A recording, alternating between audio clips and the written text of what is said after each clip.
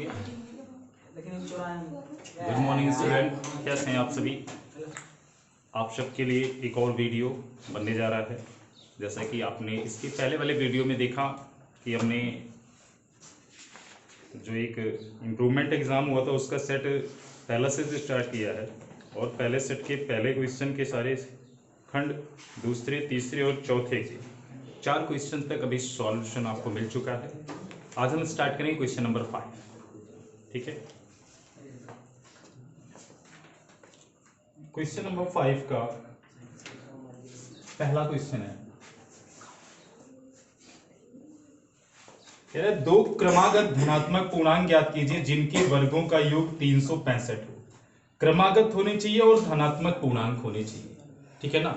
अच्छा, क्रमागत का क्या मतलब है? क्रमागत क्रम से आने वाले, क्रम से आने वाले, यानी अगर सपोज मेरे पास एक नंबर है 35, तो इसके बाद क्रम से आने वाली अगली नंबर क्या होगी? 36, ठीक है ना। अगली आप देख रहे हो कैसे आ रही है अगली नंबर। क्रमागत नंबर को कैसे बनाया जा रहा है? जो एक्चुअल नंबर हमारे पास है उस नंबर में हम यहां पर +1 कर दे रहे हैं, फिर जो प्राप्त हो रही है उसमें +1 कर दे रहे हैं। इसी प्रकार जो भी नंबर प्राप्त हो रही है उसमें +1 करते हुए जा रहे हैं। समझ पा रहे हैं? इसका मतलब अगर हमारे पास कोई x नंबर आ जाए, ठीक है ना, तो इसकी क्रमागत क्या होगी? डेफिनेटली x+1 होगी। फिर इसकी आप बोलोगे फिर से x+1, क्योंकि हर बार आप +1 कर रहे हो, हर बार हम +1 कर रहे हैं, लेकिन किस नंबर में? जो नंबर हमें अगले प्राप्त हो जाती है उसमें +1 कर रहे हैं। तो ये नंबर हमें प्राप्त हुई है, जब हम इसमें +1 करेंगे तो x+1 कितना हो जाएगा? ये x+2। दैट्स मीन अगली वाली के लिए +1 फिर से कर देंगे तो x+ कितना हो जाएगा? तो ये शुरू हो गया हमारी क्रमागत संख्याओं का सिलसिला, ठीक है ना। अगर क्रमागत संख्या हमें माननी है तो इस प्रकार से हम अपनी अज्यूमिंग करते हैं, मानते हैं। क्लियर होगी बातें? तो क्वेश्चन में है कि 2 क्रमागत धनात्मक पूर्णांक हैं जिनके वर्गों का योग 365 है। तो मान लिया पहला धनात्मक पूर्णांक, माना पहला धनात्मक पूर्णांक बराबर कितना? x। तो क्रमागत दूसरा धनात्मक पूर्णांक बराबर क्या हो जाएगा? x+1। प्रश्नानुसार क्या बोला था? 2 क्रमागत धनात्मक पूर्णांक हैं जिनके वर्गों का योग 365।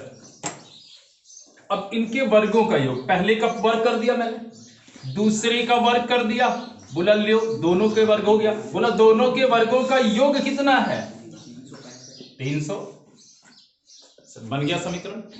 कितने समीकरण बने हैं? अज्ञात राशियां कितनी है? एक समीकरण, एक अज्ञात राशि, ठीक है ना। सारा मैटर ठीक है ना?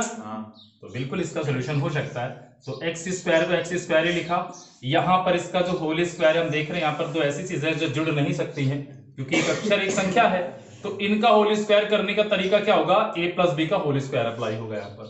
तो x² + 1 का स्क्वायर प्लस कितना हो जाएगा? 2x बराबर किसके? 365 के। x² कितने x² हो जाएंगे? प्लस कितना? 2x प्लस का 1 है यहां पर, 365 इधर ले आएंगे, क्या हो जाएगा?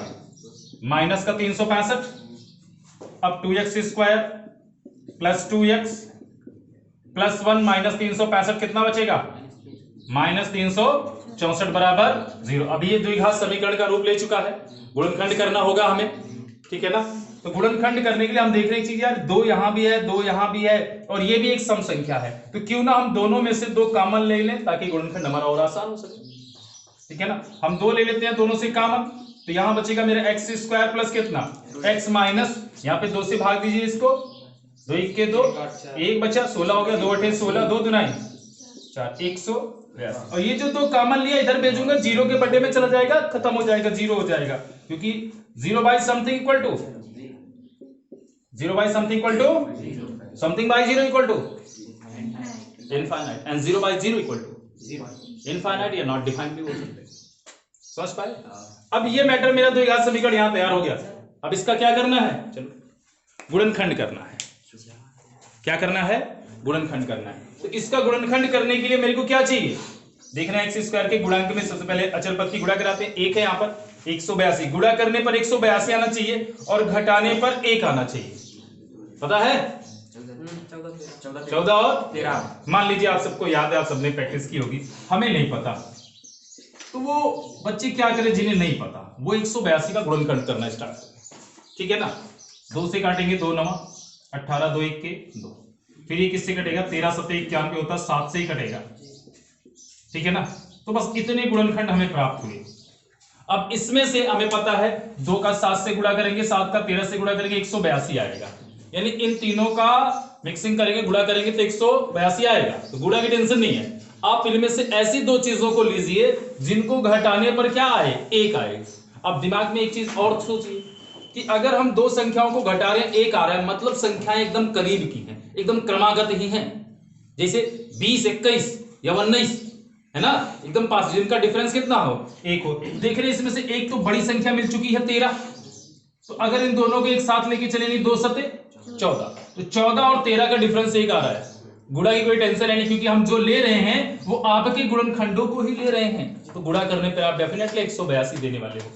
तो क्या हो गया, 14 और 13। तो अगले स्टेप में हम क्या करेंगे, जहां पर मेरा 1 लिखा हुआ था उस 1 की जगह पे क्या लिख देंगे, 14 माइनस। अच्छा एक चीज और, मान लीजिए गुणनखंड करेंगे, चलिए पहले गुणनखंड कर ही देते हैं।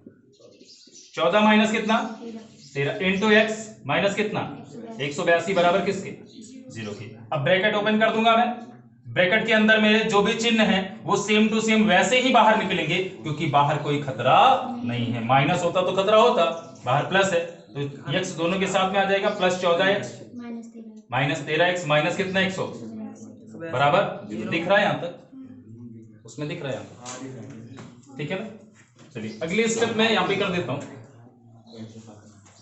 ठीक है, एक्स स्क्वायर प्लस 14x में से क्या कॉमन होगा, x कॉमन हो जाएगा, क्या बचेगा आपका x प्लस 14। ये नेगेटिव मेरे को पता है कि जब कॉमन लेने का कॉन्सेप्ट मैंने आपको बताया कि इस ब्रैकेट में भी वही सेम चीज आनी चाहिए जो यहां पर आई है, यानी यहां भी x प्लस 14 ही आना चाहिए, अन्यथा मेरा क्वेश्चन वहां पे गलत हो रहा होगा। ठीक है, तो यहां पर मैं देख रहा हूं माइनस का 13x है और माइनस का 182 है, मुझे x बचाना है यहां पर, तो 13 पक्का यहां से हटाना होगा, यानी 13 कॉमन बनेगा, और पक्का है 13 से 182 को भाग दूंगा 14 ही आएगा। अभी यहां गुणनखंड से भी स्पष्ट हुआ, दोनों नेगेटिव क्या है, साइन चाहिए मेरे को दोनों का पॉजिटिव, तो माइनस कॉमन ले लेता हूं। ठीक है ना, माइनस 13 कॉमन हो जाएगा, समझ पाए। अब एक ब्रैकेट में x प्लस 14 और दूसरे ब्रैकेट में x माइनस 13 बराबर किसके, 0। ठीक है, अब एक बार क्या करूंगा मैं, x माइनस 13 को 0 के बराबर रखूंगा, यदि लिख देता हूं x माइनस 13 बराबर 0, तो x बराबर कितना 13। ठीक है, आप इसके बारे में भी सोच रहे होगे कि यदि x प्लस 14 को मैंने 0 के बराबर किया तो x बराबर मेरे को कितना मिल जाएगा, माइनस 14। किंतु x जो है मेरा धनात्मक पूर्णांक है और उसकी वैल्यू नेगेटिव में नहीं पॉसिबल है, तो यहां से x के आए हुए दोनों मानों में से हम सिर्फ और सिर्फ x का ये वाला मान प्रयोग कर सकते हैं, 13, 14 नहीं। समझ पाए। ठीक है ना, क्यों नहीं कर सकते भाई 14 का प्रयोग, क्योंकि 14 किस में आया है, नेगेटिव में आया है ना, ऋणात्मक पूर्णांक नहीं चाहिए ना, मैंने खुद ही मान रखा है कि मेरा जो पहला धनात्मक पूर्णांक होगा धनात्मक पूर्णांक होगा। ठीक है ना, ये ऋणात्मक नहीं प्राप्त हो सकता। ठीक है, चूंकि x एक धनात्मक पूर्णांक है। ठीक है, धनात्मक पूर्णांक है तो x is never equal to -14, अतः x का मान कितना होगा मेरा 13। ठीक है, तो दूसरा अतः पहला धनात्मक पूर्णांक, अतः पहला धनात्मक पूर्णांक बराबर कितना हो जाएगा 13, और दूसरा वाला कितना हो जाएगा भाई 13 प्लस 1 बराबर। ये मेरा हो गया है फाइनल आंसर। समझ में आया, बोलिए। हाँ, नोट करना है, लगाएंगे नहीं नोट करना किसी को। चलिए आगे बढ़ते हैं। तो उस बिंदु के निर्देशांक ज्ञात कीजिए जो बिंदुओं -1, 7, 4, -3 को मिलाने वाले रेखाखंड को 2:3 में विभाजित करता है।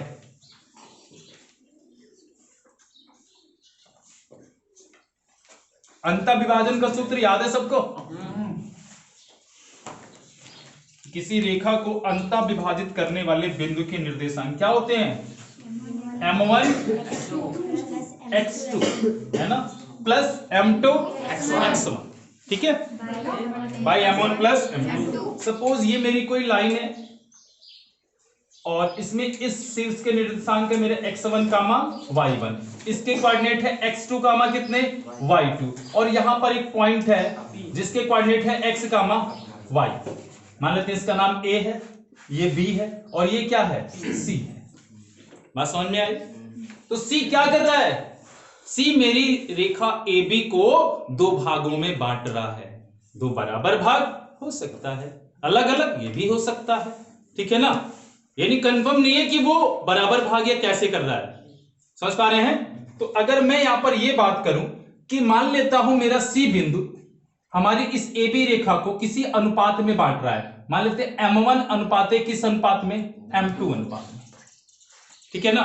तो यहां पर जो मेरा C है, C को मैं क्या बोलूंगा, C तुम क्या हो, C तुम्हारा नाम है विभाजन बिंदु। C मेरा क्या है, विभाजन बिंदु है, क्योंकि तुम मेरी रेखा AB को विभाजित कर रहे हो, ठीक है, अतः तुम्हारा नाम क्या है, विभाजन बिंदु है। तो विभाजन बिंदु के निर्देशांक क्या होते हैं, x बराबर, ठीक है ना, x बराबर यानी विभाजन बिंदु का x अक्ष वाला है भुज, ठीक है ना। तो वो क्या होगा, इन दोनों देख रहे हैं x1 x2, इनका संयोजन कैसे करते हैं, पहले m1 लेते हैं, ठीक है ना, और m1 के साथ में आप देख रहे हो चूंकि x के लिए निकाल रहे हो तो इस x1 और इस x2 का यूज करेंगे बस, और किसी का नहीं। तो m1 के साथ में हमेशा इसका जो सीरियल होता है 1, तो यहां पर x वाला x2 लेते हैं, x1 नहीं लेना है, m1 x2 प्लस कितना m2 x1 बटे m1 प्लस m2 तो फिक्स रहता है। समझ पाए? उसी तरह y वाला कोऑर्डिनेट क्या हो जाएगा, m1 ये y के लिए निकालेंगे तो m1 y2 प्लस कितना m2 y1 बटे कितना, फार्मूला कॉन्सेप्ट क्लियर हुआ, ठीक है ना। क्वेश्चन को रफली यहां पर सॉल्व कर देते हैं कि उस बिंदु के निर्देशांक निकालना है जो बिंदुओं इतने इतने को मिलाने वाले रेखाखंड को, कितने कितने बिंदुओं को, -1, 7 और कितना है 4, -3 है। मान लेते हैं ये A बिंदु है मेरा, ये क्या है, B बिंदु है।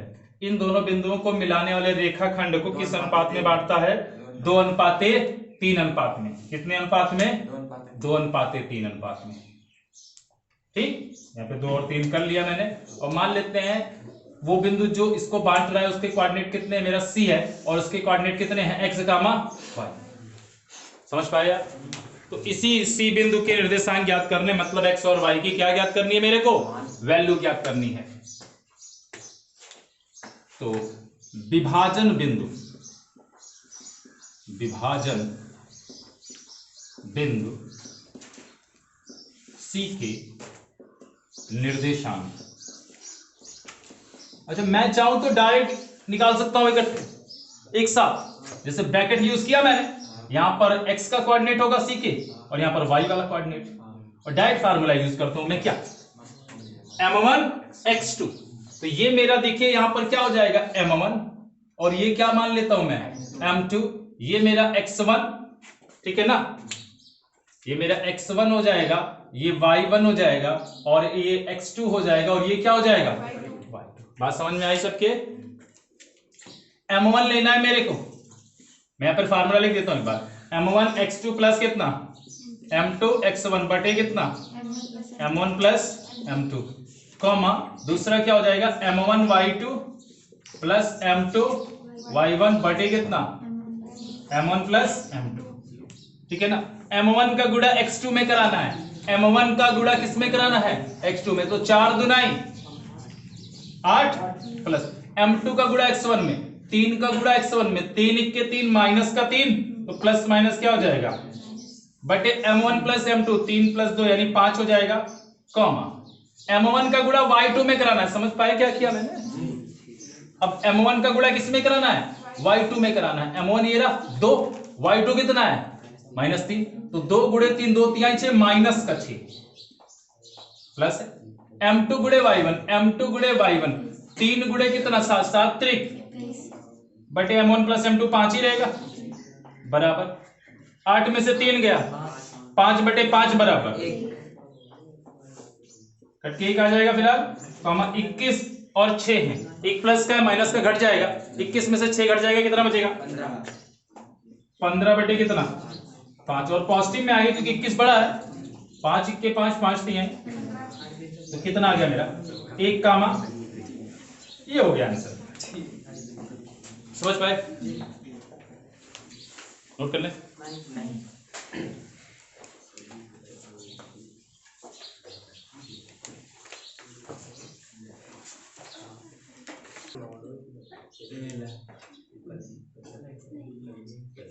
अगला क्वेश्चन है 5 का गा है, एक 12 सेंटीमीटर व्यास का एक गोला एक लंब वृत्तीय बेलनाकार बर्तन में डाला जाता है जिससे थोड़ा पानी भरा है। यदि गोला पानी में पूरा डूब जाता है तो बर्तन में पानी की सतह 3 सही 5/9 सेंटीमीटर बढ़ जाती है। बेलनाकार बर्तन का व्यास ज्ञात कीजिए। ये बढ़िया सवाल है, ठीक है। आइए क्वेश्चन को लगाते हैं।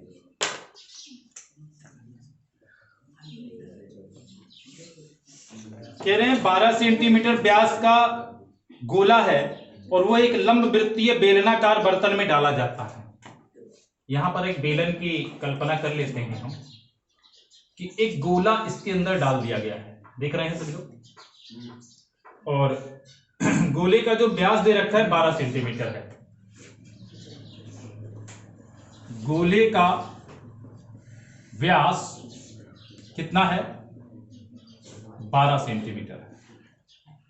तो इसकी त्रिज्या कितनी हो जाएगी? 6 सेंटीमीटर, ठीक है। एक लंब वृत्तीय बेलनाकार बर्तन में डाला जाता है जिसमें थोड़ा पानी भरा है। मान लेते इसमें थोड़ा पानी भरा था पहले से इस स्तर तक, तो भाई जब हमने ये गोला डाला तो पानी का स्तर ऊपर उठेगा। बोलिए, पानी का स्तर ऊपर उठ गया। कह रहे यदि गोला पानी में पूरा डूब जाता है, पहले पूरा ही डुबा रखा है मैंने, तो बर्तन में पानी की सतह 3 सही 5/9 सेंटीमीटर बढ़ जाती है। मान लेते यहां से यहां तक पानी की सतह क्या हो गई? बढ़ गई। और कितना सेंटीमीटर बढ़ी है? 3 सही 5/9 सेंटीमीटर। समझ में आई? तो बेलनाकार बर्तन का व्यास ज्ञात कीजिए। बेलनाकार बर्तन का क्या ज्ञात करना है? व्यास ज्ञात करना है, और कुछ भी बातें नहीं दी गई। क्लियर है क्वेश्चन? भाई क्या है, एक मेरा बेलन था, बेलनाकार कोई बर्तन था जिसमें थोड़ा बहुत पानी भरा था, ठीक है ना। उसमें मैंने एक 12 सेंटीमीटर का गोला लिया और उस गोले को पानी में डाल दिया, ठीक है ना। और हुआ यूं कि गोला बेलनाकार उस बर्तन में जिसमें थोड़ा पानी था उसमें डूब गया। अब जनरल सी बात है, इतना तो सबको पता होगा व्यवहारिक रूप में कि अगर आप कोई भी वस्तु डाल रहे हो तो उसमें पानी का जो तल है, जैसे पानी पहले यहां तक भरा था तो पानी अब कहां तक पहुंच गया?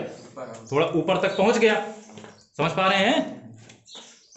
पानी यहां तक पहुंच गया। ये जो मैं रेड से बता रहा हूं ये मेरा उठा हुआ तल है, ठीक है ना। बात समझ पाए?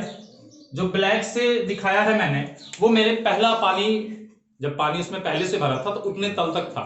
जब गोला डाला गया तो वो इतना बढ़ गया। कितना सेंटीमीटर तक ऊंचाई तक चढ़ा है? 3 सही 5/9 सेंटीमीटर, ठीक है ना।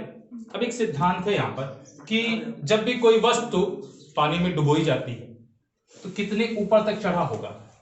जितना पानी ऊपर उठा होगा इसका जो आयतन होगा किसके बराबर होगा? गोले के आयतन के बराबर। जब आर्कमिडीज का भी सिद्धांत आपने पढ़ा होगा कि जब किसी वस्तु को पूर्णतः या आंशिक रूप से किसी द्रव में डुबोया जाता है, ठीक है ना, तो उसके भार में कुछ कमी आ जाती है। उसके क्या हुआ प्रॉब्लम? तो उसके भार में जो कमी आती है वह कमी किसके बराबर होती है? पानी द्वारा लगाए गए उत्प्लावन बल के बराबर। इस रूप में भी याद करते हैं।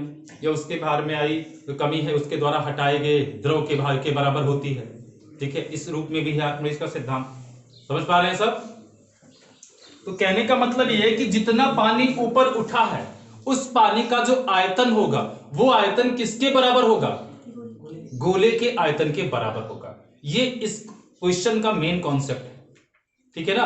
अब जब दोनों आयतन बराबर है, एक आयतन गोले का है, गोले के आयतन के लिए मुझे क्या चाहिए? 4/3 पाई आर क्यूब में सिर्फ त्रिज्या की जरूरत होती है और त्रिज्या मेरे को दे रखी है, यानी गोले का आयतन कंफर्म है पूरा मेरा।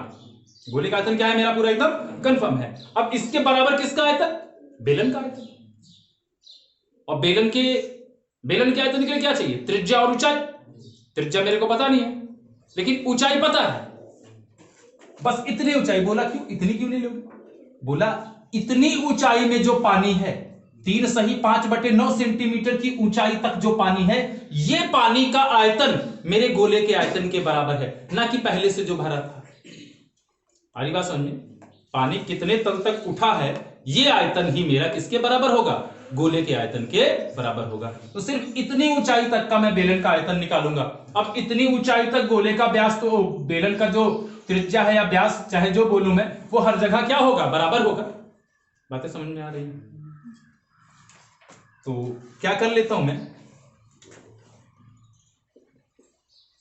चूंकि गोले का जो आयतन है, गोले का आयतन बराबर किसके? इसके द्वारा इसे जल में डुबोने से ऊपर उठे पानी, द्रव के या पानी के आयतन के बराबर।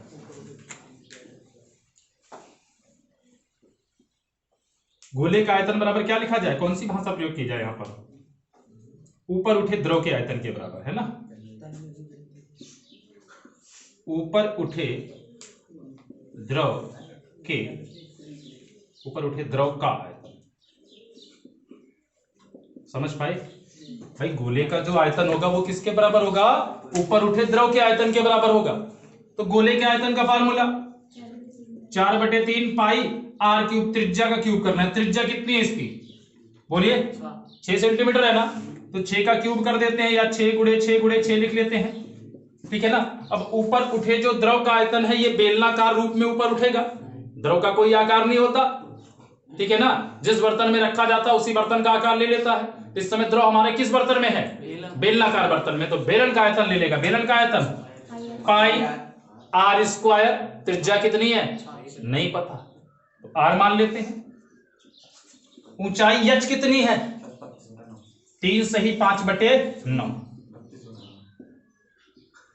समझ में आया? तो यहां पर एक लाइन और लिखनी थी। माना बेलन की त्रिज्या बराबर कितनी? R centimetre. समझ पाए बात को? हाँ ठीक। इतनी बातें होगी क्लियर?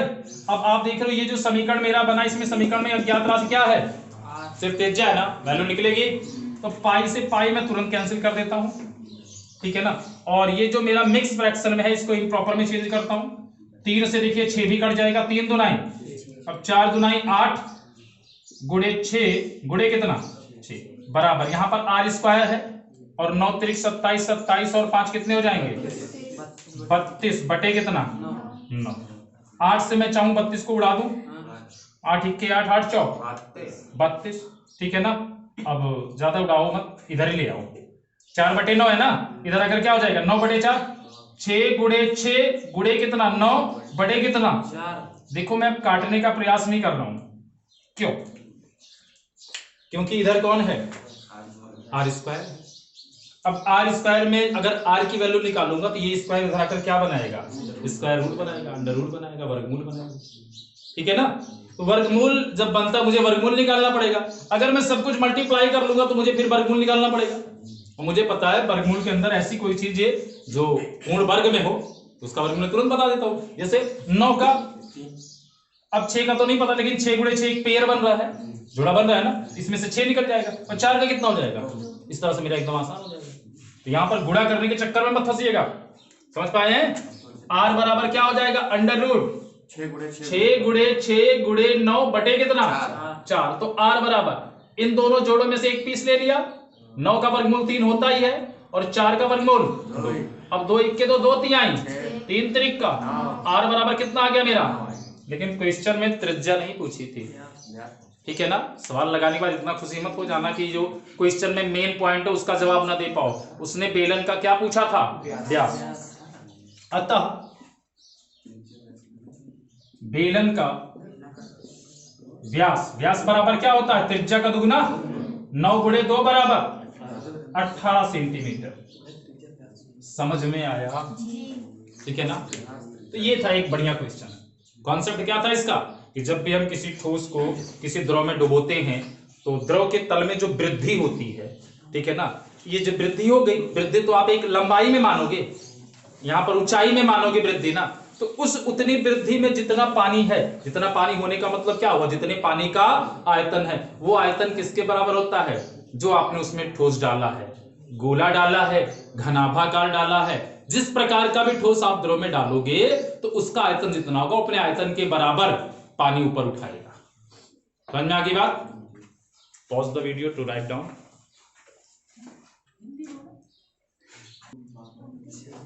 स्टार्ट हो गया। क्वेश्चन नंबर 5 का घ है, वर्ग अंतराल दे रखा है मेरे को और उसकी बारंबारता दे रखी है, ठीक है ना। और पूछा क्या जा रहा है, निम्नलिखित बारंबारता सारणी का बहुलक ज्ञात करना है। क्या ज्ञात करना है, बहुलक ज्ञात करना है। तो सबसे पहले बताइए बहुलक का फार्मूला क्या होता है। बहुलक बराबर, ठीक है ना। चलिए बताइए क्या होता है बहुलक बराबर, बताइए। L plus F1 minus F0 F1 minus F0 बटे 2F1 2F1 minus F0 minus F2 into H into, सही है फार्मूला बैठ।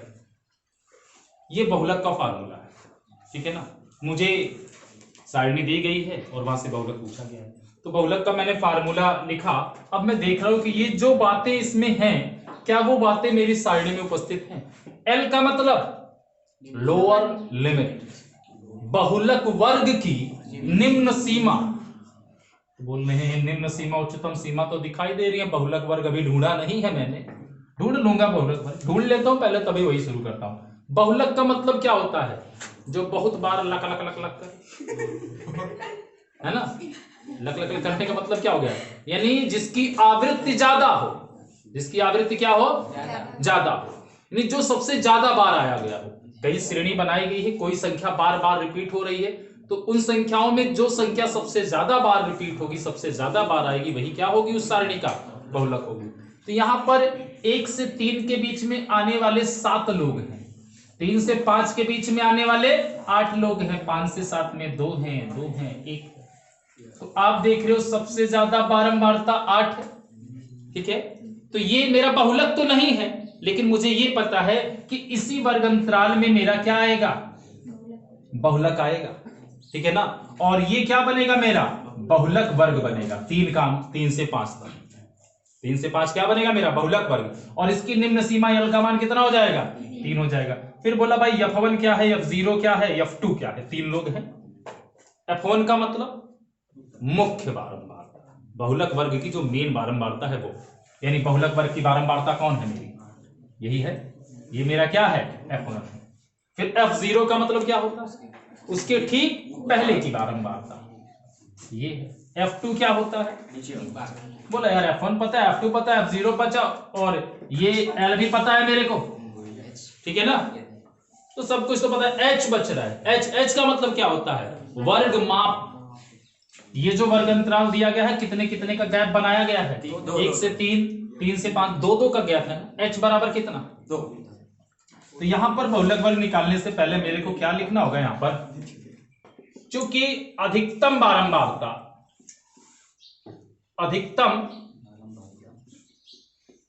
बारंबारता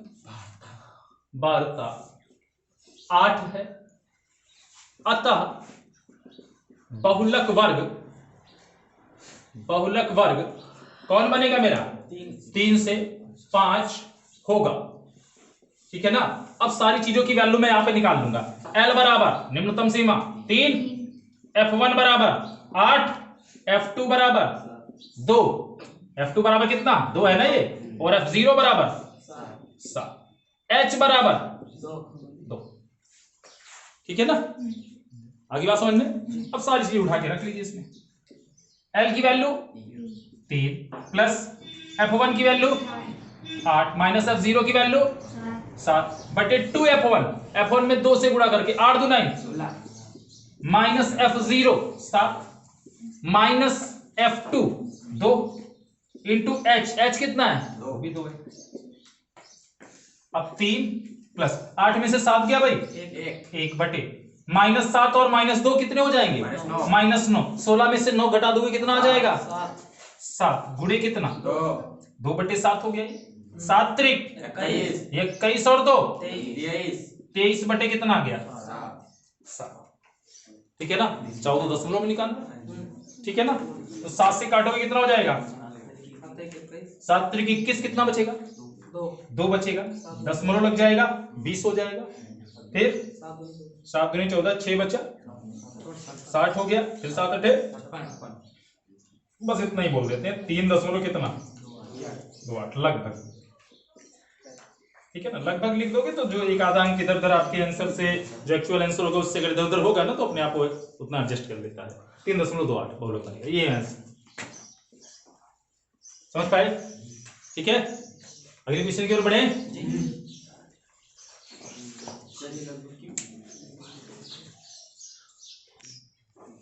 क्वेश्चन नंबर 6 का देखते हैं। 2 अंकों की एक संख्या एवं उसके अंकों को पलटने पर बनी संख्या का योग 66 है। तो पहले संख्या बनाओ।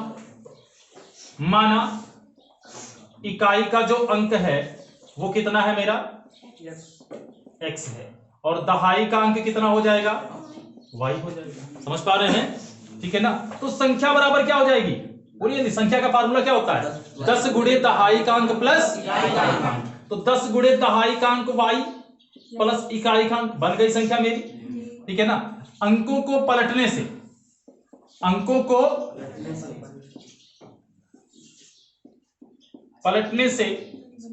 बनी संख्या बराबर क्या हो जाएगी भाई। इकाई का अंक इस बार y हो जाएगा और दहाई का क्या हो जाएगा। तो पलटने से जो संख्या बनेगी क्या होगी 10 गुणे दहाई का अंक प्लस योगी अंकों को पलटने से बनी संख्या। ठीक है, और खुद आप बोल रहे हो प्रश्नानुसार कि 2 अंकों की एक संख्या मतलब कौन ये 2 अंकों की एक संख्या और अंकों को पलटने से बनी संख्या ये है वो संख्या। बोला क्या करूं इन दोनों का खा जाऊं। 2 अंकों की एक संख्या एवं उसके अंकों को उलटने पर बनी संख्या का योग कितना है। इनका योग कितना है भाई। आप ही ने बोला, मैंने अपने मन से नहीं किया। आपने बोला ये 2 अंकों की एक संख्या है और उसके अंकों को पलटने से जो नई संख्या बन रही है इन दोनों संख्याओं के किसका योग बनी दोनों संख्याओं का योग कितना है 66 है। तो मैंने बना दिया। अब क्वेश्चन इस इक्वेशन को सॉल्व करके थोड़ा अपना सरलतम रूप ले लेता हूं। तो 10y सब कुछ प्लस में है ना, ब्रैकेट की आपको कोई जरूरत है। 10y और y कितना हो जाएगा 11y। x और 10x कितना हो जाएगा बराबर किसके 11 कामा ले लेता हूं इसमें से और क्रम थोड़ा सही से लिख लेता हूं x प्लस y क्योंकि y plus x plus y दोनों पॉजिटिव है चाहे जो कर सकते हैं। बराबर किसके 66 के 11 1 के 11 11 चक्का। तो x प्लस y बराबर समीकरण नंबर। और भाई 2 अज्ञात राशियां हैं तो 2 समीकरण की जरूरत पड़ेगी। कुछ बात आप जरूर बोले होगे। यदि संख्या के अंकों का अंतर कितना हो 2 हो। अंकों का अंतर x माइनस y करूं कि y माइनस x। कंफ्यूज क्यों आपको पता है x वाला अंक बड़ा होगा या y वाला छोटा होगा। तो यहां पर इसने नहीं बोला है तो आप खुद भी तो सोचिए। वो बताएगा थोड़ी ना, वो तो यही चाह रहा है कि आप कंफ्यूज और टाइम वेस्ट करो अपना। ठीक है ना, तो बोला यार जब बात इसकी है कि कोई भी बड़ा हो सकता है कोई भी छोटा हो सकता है तो इस बात को मुझे यहां पर पहले क्लियरिटी देनी होगी। ठीक है ना, जहां क्या लिख दूंगा मैं जहां x is greater than y ये मैं मान के चल रहा हूं। जब मानने ही वाली बात है कि भैया इकाई का अंक x माना है मैंने और दहाई का अंक कितना माना है भाई, तो ये मैं मान के चल रहा हूं कि भाई मैंने इकाई का अंक बड़ा माना है किससे दहाई के अंक से। तो मैं यहां पर कंफर्म हूं कि फिर से प्रश्नानुसार चाहो तो आप पहली शर्त अनुसार दूसरी शर्त अनुसार ये सेंटेंस भी यूज कर सकते हो। जब x को बड़ा मान रहा हूं तो उसमें से घटाऊंगा दोनों का डिफरेंस कितना है समीकरण नंबर 2 समीकरण 1 2 को अगर सॉल्व करना चाहो तो जोड़ने पर ही कट जाएगा भाई भाई। समीकरण 1 प्लस क्या कर दूं, समीकरण 2। क्या है समीकरण 1? x प्लस वाई बराबर किसके? 6 के। x माइनस वाई बराबर किसके? वही दोनों समीकरण मैंने लिख रखे हैं, ठीक है ना। अब इनको मैं जोड़ रहा हूं, वाई वाई कैंसिल, क्योंकि एक प्लस का है एक किसका है, x और x बराबर 6 2 8 2 चौक 8। x की वैल्यू कितनी आ गई मेरी? 4 आ गई। तो y की वैल्यू कितनी हो जाएगी? 4 में कितना जोड़ूंगा मैं? 2। कंफर्म है? 2 आ गई। संख्या बराबर क्या हो जाएगी मेरी? 10 गुणे दहाइकांक मतलब 2 प्लस इकाइकांक 10 गुना 20 4 24। आंसर समझ पाए? 1 मिनट क्या कुछ सेकंड समय देते हुए एक बार चेक कर लेते हैं यार। संख्या 24 थी और इसके अंकों को पलटने से क्या बनेगा? क्या दोनों को जोड़ने पर 66 आएगा? 4 2 6 4 2 6। बोला कंफर्म है। मैंने अपना सवाल क्या लगाया है, समझ पाए? समझ पाए मैंने भी क्या किया? अंकों को पलटने से तो 24 2 और 4 है, पलटो क्या हो जाएगा? 42 हो जाएगा ना। तो 42 और 24 जोड़ने कितना आ रहा है? 66। और दोनों का डिफरेंस भी 4 और 2 का डिफरेंस भी 2 है। सारे पैरामीटर मेरे एकदम फॉलो हो रहे हैं। बढ़ते हैं अगले सवाल की ओर। चलिए क्वेश्चन नंबर 6 का खा देखते हैं। आपको एक वर्ग अंतराल दिया गया है और उसकी बारंबारता दी गई है। बारंबारता में दो चीजों को अज्ञात कर दिया गया है, x और y लिख दिया गया है। बोला x और y का मान ज्ञात करना है आपको, ठीक है ना। और क्या पॉइंट बोला है? बोला ये जो साइड में दे रहा हूं मैं, इसकी माध्यिका मैं 28.5 बता रहा हूं और सिग्मा fi मतलब बारंबारताओं का कुल योग 60 है, ठीक है ना। इतनी बात बता करके मेरे को क्या पूछना चाह रहा है वो? x और y का मान। तो माध्यिका के लिए सबसे पहले मुझे क्या बनानी पड़ती है? संचयी बारंबारता, ठीक है। जब मैं संचयी बारंबारता का निर्माण करूंगा, क्योंकि माध्यिका देखिए, माध्यिका के लिए मुझे क्या करना होगा? जैसे सिग्मा fi बराबर कितना दे रखा है? 60 दे रखा है, तो मैं इसको n भी बना सकता हूं।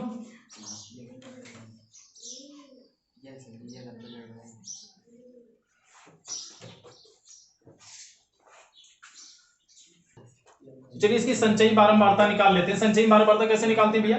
जैसे बारंबारता 5 दी गई, 5 के सामने 5 ही हो जाता है। अब 5 में x जोड़ा जाता है, तो 5 में x जोड़ोगे कितना हो जाएगा ये? फिर 5 प्लस x में 20 जोड़ोगे कितना हो जाएगा?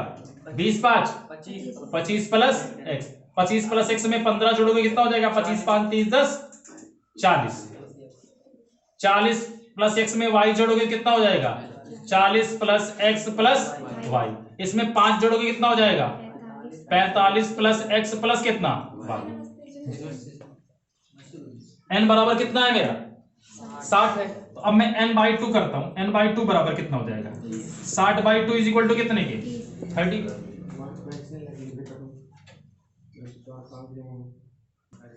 तो भाई n/2 की वैल्यू कितनी आ गई है? 30 आ गई है ना। 30 मेरा कहां होगा? बारंबारता में तो होगा नहीं मुझे, इसीलिए मैंने पहले से क्या रेडी कर रखी है? अपनी संचयी बारंबारता। अब संचयी बारंबारता में 30 किस में आएगा मेरा? 40 इसी में आएगा ना। तो यही मेरा क्या होगा? माध्यिका वर्ग बनेगा। माध्यिका वर्ग मेरा क्या बनेगा? समझ पाए? बोलिए। अब यहीं पे जो 30 आई है लिख देंगे, जो माध्यिका वर्ग, माध्यिका वर्ग कहां से कहां तक? 30 से 40 में होगा, ठीक है ना। अब माध्यिका वर्ग जब मुझे मिल गया तो माध्यिका निकालने का सूत्र क्या होता है? m बराबर L plus n/2 minus CF by F into H। Into, ठीक है ना। तो ये फार्मूले के लिए मुझे यहां पर माध्यिका भी मेरे को पता है। कितनी है माध्यिका? 28.5।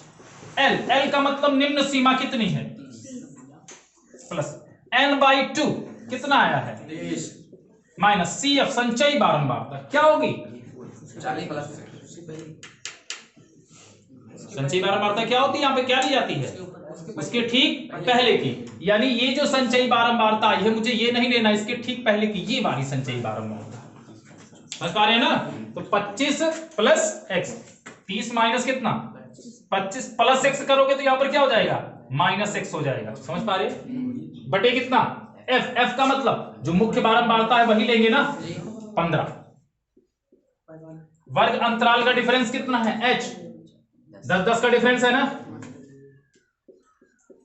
समझ पा रहे हैं। तो इसमें अज्ञात राशि केवल आई x आया, बोला x तो यहां से क्लियर हो जाएगा।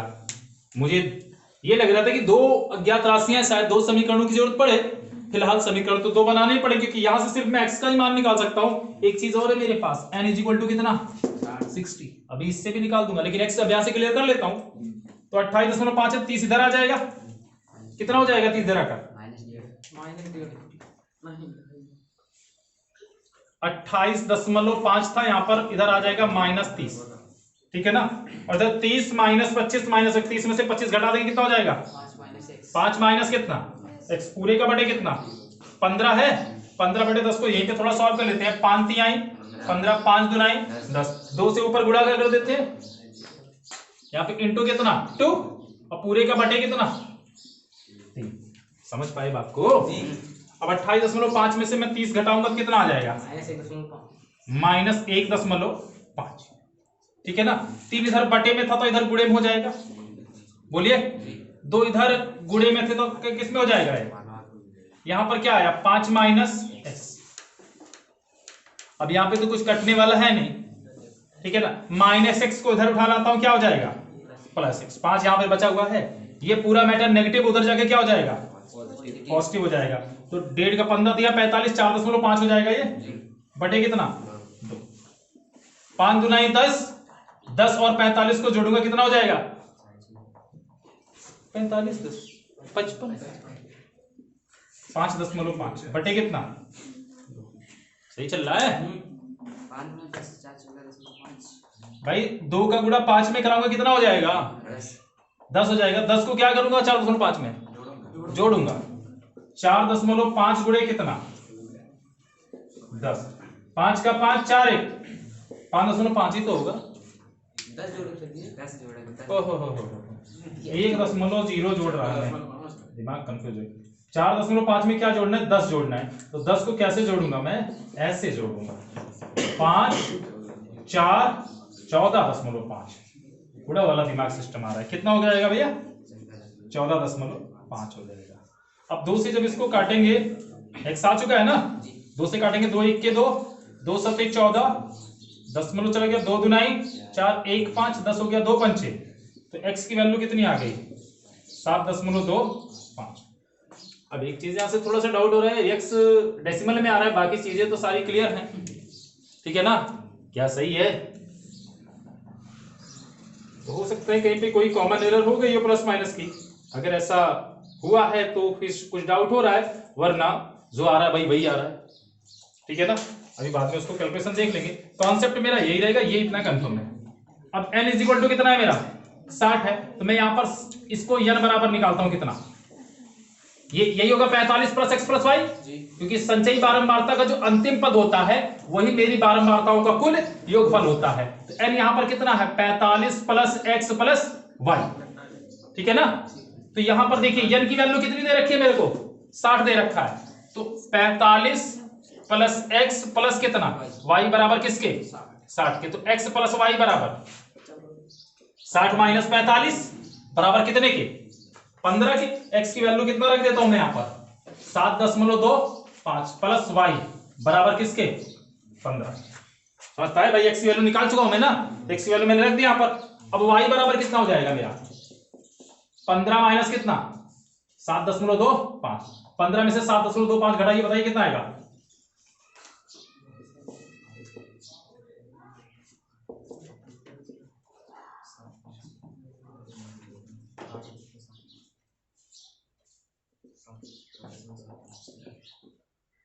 ठीक है, समझ पाए, ठीक है ना। तो देखिए यहां पर इस सेट में आंसर वगैरह तो दिए नहीं गए हैं कि आंसर हम चेक कर सके एक बार, ठीक है। फिलहाल एक निगाह देख लीजिए, लगता तो नहीं कहीं कोई एरर है, ठीक है।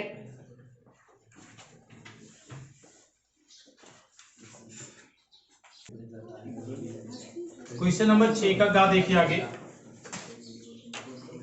आधार 7 सेंटीमीटर, ऊंचाई 4.5 सेंटीमीटर के एक समद्विबाहु त्रिभुज की रचना कीजिए। फिर एक अन्य त्रिभुज की रचना कीजिए जिसकी भुजाएं इस समद्विबाहु त्रिभुज की संगत भुजाओं की 1/2 गुनी है। तो सबसे पहले वो बाकी की बात बाद में, पहले एक समद्विबाहु त्रिभुज की रचना करते हैं जिसका आधार 7 सेंटीमीटर है और ऊंचाई कितनी है 4.5 सेंटीमीटर है। तो सर्वप्रथम 7 सेंटीमीटर का एक रेखाखंड ए बी खींचा, ठीक है ना, कितना सेंटीमीटर का 7 सेंटीमीटर का। अब इसकी ऊंचाई दे रखी है 4.5, तो इसका लंबार्धक कर दूंगा मैंने, समझ पाए क्या कर दिया मैंने, लंबार्धक कर दिया। और लंबार्धक करते 4.5 सेंटीमीटर इसकी ऊंचाई दी गई थी, तो यहां से मैंने प्रकार की नोक रख के 4.5 सेंटीमीटर का एक आर्क मार दिया और इस प्रकार मुझे क्या मिल गया, समद्विबाहु त्रिभुज एबीसी मिल गया। कल इस कॉन्सेप्ट पे हमें एक क्वेश्चन बताया था आपको समद्विबाहु की प्रॉपर्टी, ठीक ना, कि समद्विबाहु और समबाहु के अंदर ये गुण है कि उनके शीर्ष से डाला गया शीर्षलंब जो होता है सामने वाली भुजा को क्या करता है, 2 बराबर भागों में बांट देता है, अर्थात शीर्षलंब माध्यिका का काम करता है। समबाहु में तीनों शीर्षलंब माध्यिका का काम करते हैं, समद्विबाहु में सिर्फ वो शीर्षलंब जो उनकी बराबर भुजाओं के प्रतिच्छेदन बिंदु से डाला गया। समझ पा रहे हैं बात को? तो ये मेरा समद्विबाहु त्रिभुज बन गया। अब यहां पर जो मेरा पॉइंट है एम या डी मान लेता हूं, वो पॉइंट मेरा क्या कर रहा है, बराबर बराबर है, एडी बराबर किसकी है, डीबी है। तो समद्विबाहु त्रिभुज की रचना हो चुकी है। आगे क्या करना है, फिर एक अन्य त्रिभुज की रचना करना है जिसकी भुजाएं इस समद्विबाहु त्रिभुज की संगत भुजाओं की 1/2 गुनी। तो 1/2 का मतलब क्या हो, 2 1 के 2 1 3/2 गुनी हो। आपको बता रखा है मैंने इस टाइप के जितने भी क्वेश्चन आते हैं कि इसमें देखिए बोला क्या जा रहा है, इसमें एक अंतिम भाषा पर ध्यान दीजिए कि एक अन्य त्रिभुज की रचना करनी है, ठीक है ना। मान लेते भाई कोई अन्य त्रिभुज होगा जिसकी भुजाएं किसकी, जो अन्य त्रिभुज रचना करोगे उसकी, ठीक है ना, बोला ठीक है उसकी। तो उसकी इस समद्विबाहु त्रिभुज की, इस समद्विबाहु त्रिभुज की संगत भुजाओं की, इस समद्विबाहु त्रिभुज की संगत भुजाओं की 3/2 गुनी है। क्या है, 3/2 गुनी है। तो इसकी ना कि इसके पास आया, इसका मतलब क्या हुआ कि जो हमारा मेन त्रिभुज ये है, इसकी जो हर होता है, हर हमारा क्या होता है, संपूर्ण मान होता है, और ये क्या होता है, अंश क्या होता है, उसमें से लिया गया मान होता है, ठीक है ना। जैसे किसी आकृति के हमने 5 बराबर भाग किए, उसमें से 2 भाग लिए, ठीक है ना, तो हमारी भिन्न क्या बनेगी, 2/5 बनेगी, ठीक है ना। तो यहां पर हर जो है कितना है, 2 है ना। ये 2 अनुपात किसको दिखाएगा, संपूर्ण हमारा जो मुख्य त्रिभुज है ये एबीसी, इसकी भुजाओं को, और जो नया त्रिभुज बनेगा उसका अनुपात कितना होना चाहिए, 3 होना चाहिए। समझ पाए, ये थी इसकी मेन कहानी। अब खत्म है कहानी। ए से एक न्यून कोण बनाती हुई रेखा खींच दी हमने, ठीक है ना। कौन सी रेखा खींच दी हमने, ए एक्स रेखा खींच दी। अब पता है 3 और 2 में होना चाहिए, तो मैं इसके 3 रेशियो करता हूं, A1 A2 और कितना, A3, ठीक है ना। जो मेरा मुख्य त्रिभुज एबीसी है उसकी भुजा किस अनुपात को आधार चाहिए, 2 अनुपात को। तो A2 से मैं किसको मिला दूंगा, A2 से B को मिला दूंगा, ठीक है ना। फिर इस कोण के बराबर कोण बना करके यहां पर एक रेखा खींचूंगा, लेकिन उस रेखा मुझे पता पहले इसको बढ़ाना पड़ेगा तब उसको काटेगी ये। कोण के बराबर कोण बनाकर मैं एक रेखा यहां खींच दूंगा, ठीक है ना। और इस प्रकार से ये वाला बिंदु मेरा क्या बनेगा, बी का संगत बी डैश। फिर से बी डैश से भी इस कोण के बराबर एक कोण बनाती हुई रेखा खींचूंगा, लेकिन उसके लिए पहले मुझे एसी को आगे बढ़ाना होगा, ये देखिए। और ये जो बिंदु मिलेगा ये कौन होगा, मेरा सी डैश होगा। समझ पाए, इस प्रकार से अभीष्ट त्रिभुज A B dash C dash की रचना होगी, ठीक है ना। जिसकी जो भुजाएं हैं वो त्रिभुज एबीसी की भुजाओं की क्या हैं, 1/2 गुनी है। समझ पाए, ठीक है। रचना के चरण क्या लिखेंगे आप, सर्वप्रथम 7 सेंटीमीटर का एक रेखाखंड AB खींचा, ठीक है ना। AB का लंबार्धक किया, ठीक है, जो AB को बिंदु D पर प्रच्छेद करता है, ठीक है ना। बिंदु D को केंद्र मानकर 4.5 सेंटीमीटर, क्यों 4.5 सेंटीमीटर, क्योंकि हमें समद्विबाहु त्रिभुज की ऊंचाई कितनी दी गई थी, 4.5 सेंटीमीटर। इसलिए D को केंद्र मान करके 4.5 सेंटीमीटर का एक चाप लगाया, जिससे बिंदु क्या प्राप्त हुआ, C प्राप्त हुआ। और सी को ए से व बी से मिलाया। इस प्रकार त्रिभुज समद्विबाहु त्रिभुज एबीसी की रचना हुई। ठीक है, पुनः बिंदु ए से एक न्यून कोण बनाती हुई रेखा AX खींची। ठीक है ना, AX पर समान लंबाई के 3:A1 3 4 3 अनुपात नहीं, AX पर समान लंबाई के 3 4 A1 A2 व A3 लगाए। ठीक है ना, बिंदु B को A2 से मिलाया। ठीक है ना, और बिंदु B को जब A2 से मिलाया, जो रेखा प्राप्त हुई A2B के समांतर एक अन्य रेखा A3B1 खींची, जो AB को आगे बढ़ाने पर बिंदु B डैश पर प्रच्छेद करती है। पुनः बिंदु B डैश से एक अन्य रेखा B1C1 BC के समांतर खींची। ठीक है ना, जो AC को आगे बढ़ाने पर बिंदु C डैश पर प्रच्छेद करती है। इस प्रकार त्रिभुज A B dash C dash का निर्माण हुआ, जिसकी प्रत्येक भुजा त्रिभुज ABC की संगत भुजाओं की क्या है, 3/2 गुनी है। आगे बात समझ में, ये रचना के चरण होंगे मेरे। ठीक है,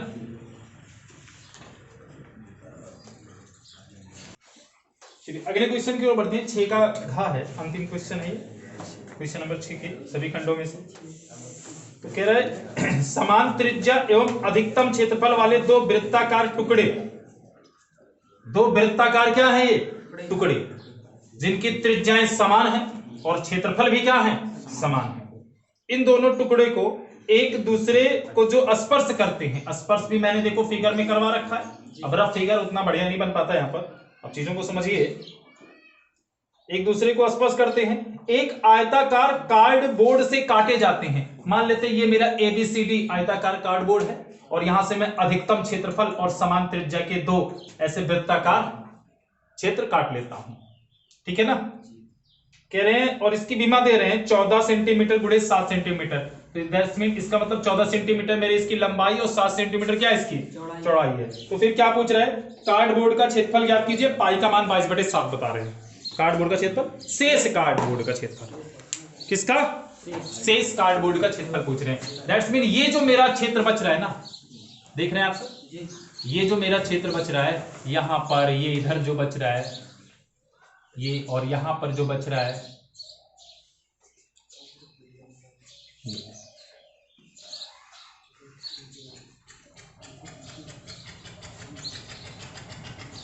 ये क्षेत्रफल मेरे को ज्ञात करना है। तो सिंपल सी बात है भाई, इन दोनों वृत्तों का क्षेत्रफल घटा दूं मैं पूरे आयत के क्षेत्रफल में से, तो बच जाएगा मेरा जो, वही मेरा क्या होगा, शेष कार्डबोर्ड का क्या होगा, क्षेत्रफल होगा। बातें समझ में आई, बोलिए। अब इंपॉर्टेंट क्या है भाई, आपने कार्डबोर्ड का क्षेत्रफल दे रखा है, क्यों दे रखा है, नहीं दे रखा नहीं है, आपने उसकी डायमेंशन तो दे रखी है, लंबाई गुणे चौड़ाई दे रखी है, तो मैं कार्डबोर्ड का क्षेत्रफल निकाल लूंगा। अब मुझे प्रॉब्लम सिर्फ इतनी है कि मैं किसी तरह से एक वृत्त का क्षेत्रफल निकाल लूं। क्यों मैं एक वृत्त का क्षेत्रफल निकालने की बात कर रहा हूं, मेरे पास तो दो हैं। क्यों, क्योंकि दोनों वृत्तों के क्षेत्रफल क्या है, समान है। समझ में आई बात, ये बोलिए जब त्रिज्या इनकी समान है तो मैं यहां से एक लाइन ड्रॉ करता हूं। आप देख सकते हो ये जो है पहली लाइन यहां से यहां तक, ये मेरा क्या होगा, इसका व्यास होगा पहले वृत्त का, और इतना ही व्यास इसका भी होगा, दोनों के व्यास भी समान होंगे। अगर दोनों समान त्रिज्या के हैं, दोनों समान व्यास के होंगे। अगर ये दोनों लाइन समान, इसका मतलब ये जो मेरी A से लेकर B तक 14 सेंटीमीटर की लाइन है, पक्का इस बिंदु पर क्या हो रही है, आधा हो रही है। ऐसा तभी संभव है, यानी यहां से यहां तक 7 सेंटीमीटर है, और यहां से यहां तक भी क्या है पूरा, ये इनके व्यास 7 सेंटीमीटर के हैं। तो त्रिज्याएं इनकी कितनी कितनी की होगी भाई, 7/2। समझ पाए सब लोग, ठीक है ना। तो इस लाइन को मैं अब यहां पे लिखूंगा, चूंकि दोनों वृत्त क्या हैं, समान त्रिज्या के हैं, अतः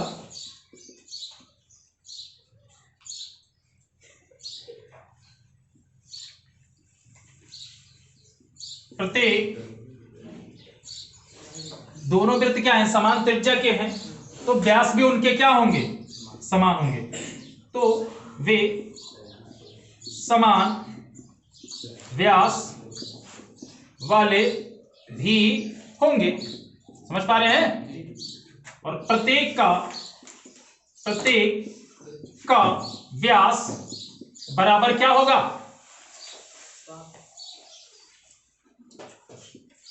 कार्डबोर्ड की लंबाई जो भी होगी बटे कितना? 2। तो कार्डबोर्ड की लंबाई कितनी है? 14/2 बराबर कितना? 7 सेंटीमीटर प्रत्येक का व्यास हो गया। तो प्रत्येक की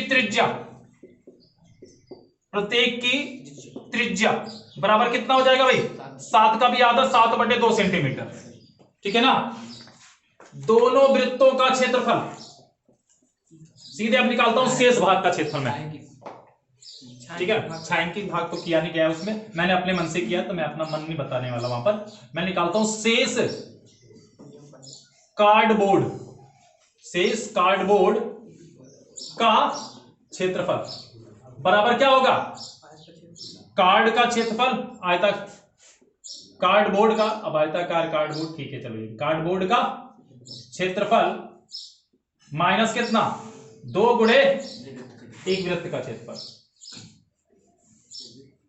एक वृत्त का क्षेत्रफल। बात समझ में आई? अब कार्डबोर्ड का क्षेत्रफल कितना है? लंबाई गुणे चौड़ाई 14 गुणे 7 माइनस 2 गुणे एक वृत्त का क्षेत्रफल पाई आर स्क्वायर। बोलिए 14 सते 98 हो गया, माइनस 2 गुणे पाई का मान खुद बोला गया 22/7 ही रखना है। और त्रिज्या कितनी आई है मेरी? 7/2। तो त्रिज्या का वर्ग 7/2 गुणे 7/2।